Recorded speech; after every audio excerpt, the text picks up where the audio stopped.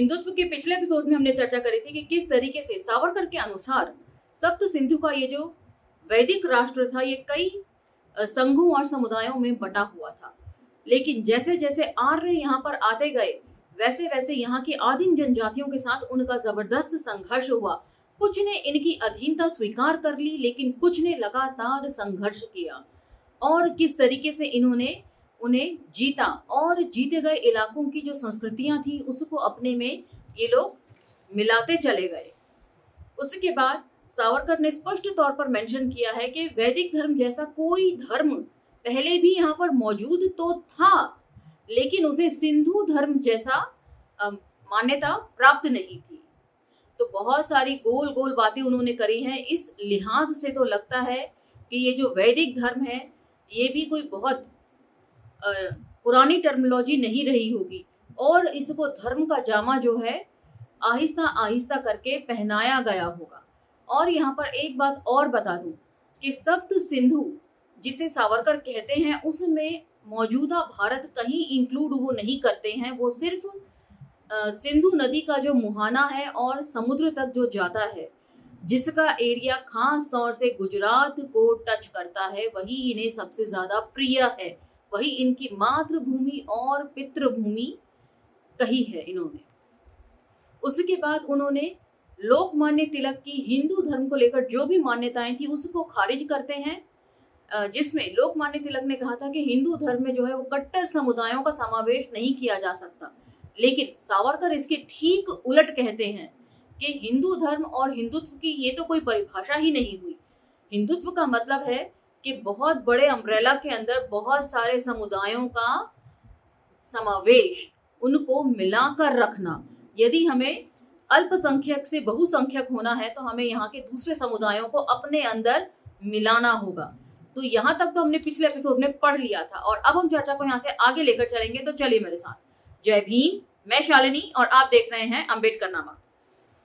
आज का टॉपिक है हिंदू संस्कृति की चिर स्थायी छाप।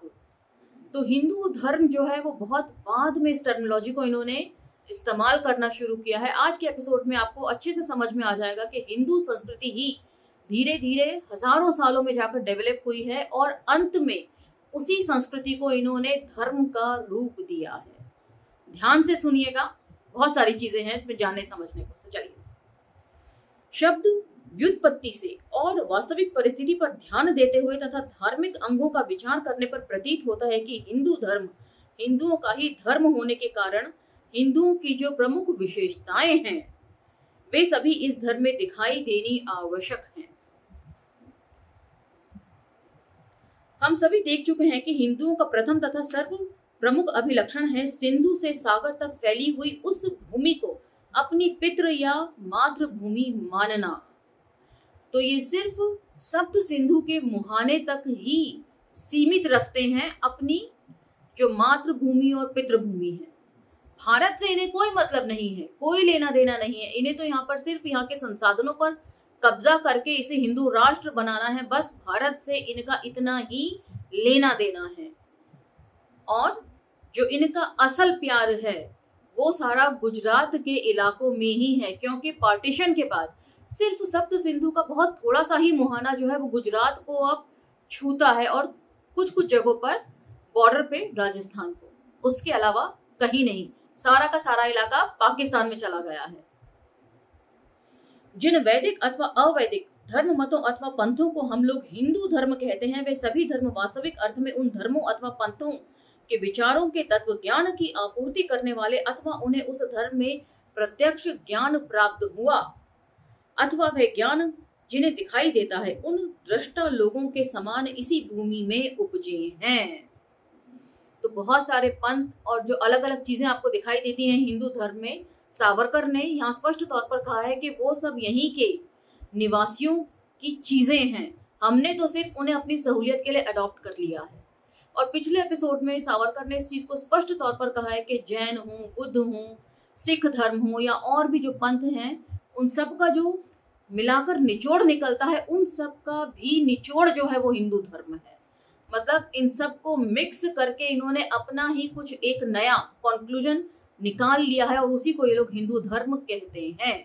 जिसमें सभी धर्मों और पंथों से सारी चीजें ली गई हैं। और अगर आपको याद हो कि मैंने 2 एपिसोड पहले पिछले से पिछले एपिसोड में इस बात को मेंशन किया था कि डॉक्टर अंबेडकर बहुत खिल्ली उड़ाते हुए इस चीज को कहते हैं कि ब्राह्मण जो है वो हर देवी देवता का पुजारी है, जिसमें ब्रह्मा विष्णु महेश से लेकर दुर्गा काली और यहाँ तक के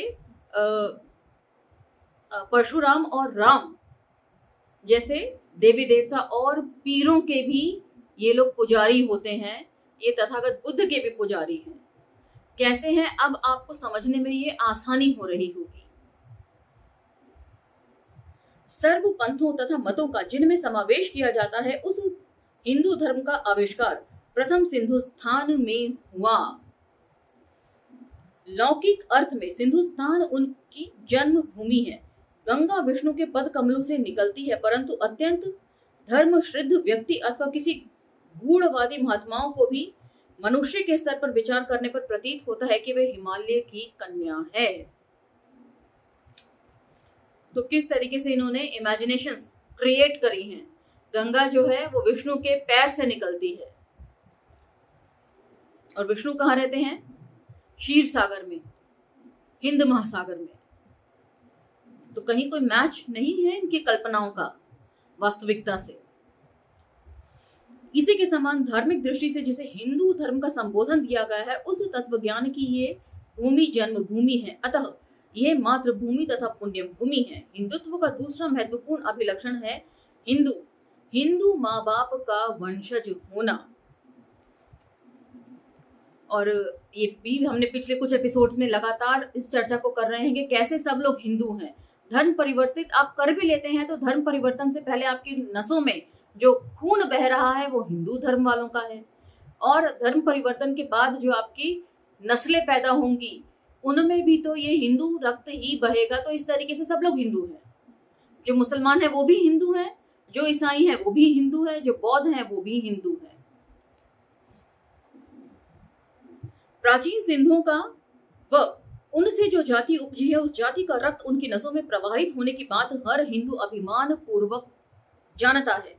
यह विलक्षण हिंदुओं के विभिन्न धर्म मतों तथा पंथों के लिए भी सही प्रतीत होता है। ये धर्म तत्व हिंदू धर्म के दृष्टाओं को दिखाई दिए हुए अथवा उन्होंने ही प्रस्तापित किए हुए तत्व हैं।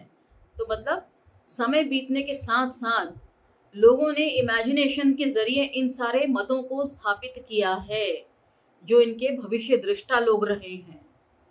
जैसे कि आप मनु का विधान ले सकते हैं। वेद पुराणों की जो रचना है वो इनके जो ऋषियों ने करी है। उन्होंने भविष्य में देख लिया था कि लोगों को कैसे बेवकूफ बनाना है और कैसे इनको इनकी सोच को कैप्चर करना है। उसी के लिए ये सारी चीजें लिखी गई हैं। जो अच्छा है उसे अपने में सम्मिलित करके जो बुरा है उसे बाहर फेंकने की क्रिया के अनुसार वे धर्म पंथ अथवा धर्म मत नैतिक सांस्कृतिक तथा आध्यात्मिक दृष्टि से सप्त सिंधुओं ने जो वैचारिक प्रगति की उसी से उपजे हैं, ऐसा प्रतीत होता है।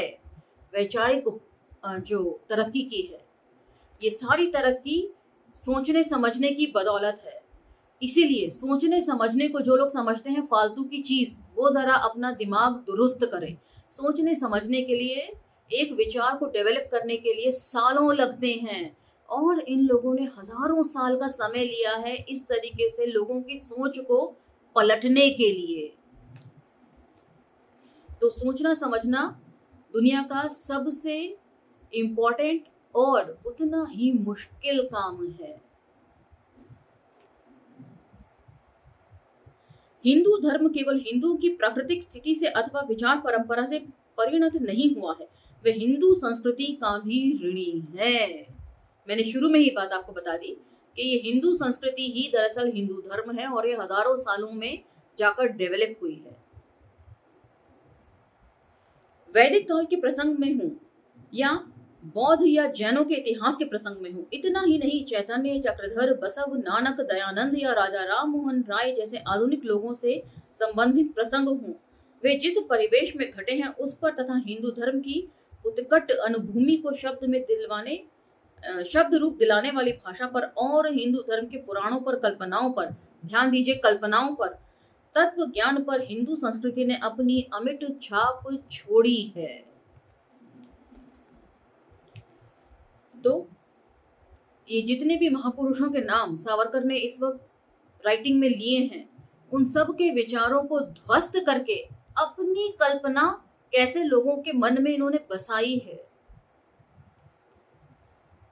इस प्रकार जिनके कई पंथ और उपपंथ भिन्न मत प्रवाह हैं, वे हिंदू धर्म हिंदू संस्कृति के परिवेश में ही पला बड़ा है और विकसित होकर अपना अस्तित्व बनाए रखता है। हिंदुओं का धर्म हिंदुओं की इस भूमि से इतना जुड़ा है, इसी कारण ये भूमि उसे अपनी पितृभूमि तथा पुण्य भूमि की लगती है। तो ये भूमि भारत की भूमि नहीं है, ये सप्त सिंधु की भूमि है। और अब आप गुजरात से इसे समझ सकते हैं, गुजरात मॉडल क्या है और दरअसल ये क्यों डेवलप किया जा रहा है पूरे देश में। हर जगह गुजरात मॉडल लागू करने की बात क्यों की जा रही है। जब प्रधानमंत्री जी ने 2014 में शपथ ली थी अपने प्रधानमंत्री होने की, तभी उन्होंने कह दिया था कि गुजरात मॉडल पूरे देश में लागू करना है। अब ये गुजरात मॉडल क्या है, मुझे लगता है आपको समझ आ रहा होगा। अगला टॉपिक है ऋषि मुनियों और साधु पुरुषों की कर्म भूमि। सिंधु के सागर तक फैली हुई ये भारत भूमि, ये सिंधुस्थान हम लोगों की पुण्य भूमि ही है। तो स्पेसिफिकली मेंशन किया है सिंधु से सागर तक फैली हुई भारत भूमि, सिर्फ उतना ही ये लोग भारत के हिस्से में इंक्लूड करते हैं, क्योंकि हम लोगों के धर्म संस्थापकों को तथा वेदों विद इन ब्रैकेट ज्ञान की रचना करने वाले दृष्टाओं को अर्थात ऋषियों को वैदिक ऋषि मुनियों से लेकर महर्षि दयानंद फुटनोट 78 तक, जैन मुनियों से लेकर महावीर तक, बौद्ध भगवान से लेकर बसवेश्वर तक और चक्रधर फुटनोट 79 से लेकर चैतन्य तक तथा रामदास से लेकर राजा राम मोहन राय फुटनोट 80 तक साधु संतों तथा गुरुओं को इस भूमि ने जन्म दिया तथा उन्हें पाल पोस कर बड़ा किया। तो अब जरा फुटनोट के ऊपर नजर डाल लेते हैं। फुटनोट 78 सबसे पहले दयानंद, आर्य समाज के संस्थापक, सत्यार्थ प्रकाश के रचयिता। फुटनोट 79 चक्रधर, आखिर ये चक्रधर कौन है? महानुभाव पंथ का संस्थापक, गोविंद प्रभु का शिष्य, लीला चरित्र नामक महाभावीय ग्रंथ का नायक। फुटनोट 80 राजा राम मोहन राय, ब्रह्म समाज के संस्थापक। तो ये सभी समाजों की जो स्थापना की गई थी, ये किस वजह से की गई थी, अब आपको समझने में बहुत सहूलियत होनी चाहिए। ये समाज सुधार की नीयत से नहीं किए गए थे, ये हिंदू धर्म में सुधार की नीयत से किए गए थे।